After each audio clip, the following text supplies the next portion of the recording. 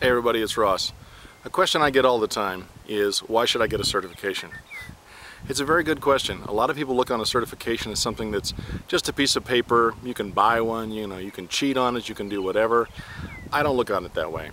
I look at a certification as a way of an employer or somebody who doesn't have the skill set to professionally vet you being able to figure out if you're at least good enough to meet the qualifications.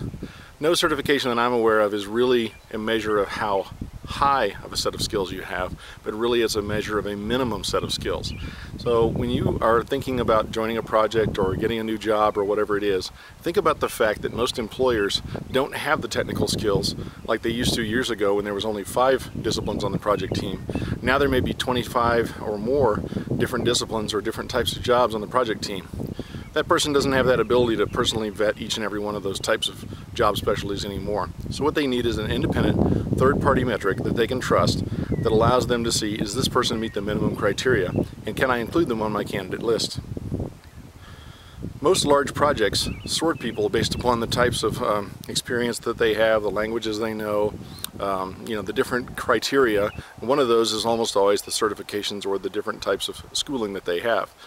If you're somebody who hopes to get on the top 5%, which is where the interviews always happen, of that particular spreadsheet, you need to think about a certification as a way of sort of guaranteeing that if all other things are equal, you'll actually get the interview and somebody who doesn't have a certification won't.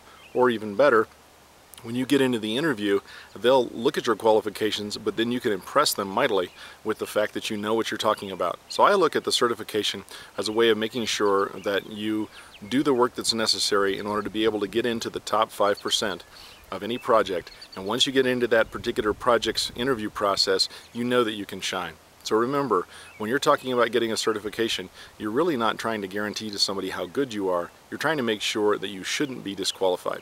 That's why I tell people they ought to get a certification. And I know it's hard. I know it's a lot of work.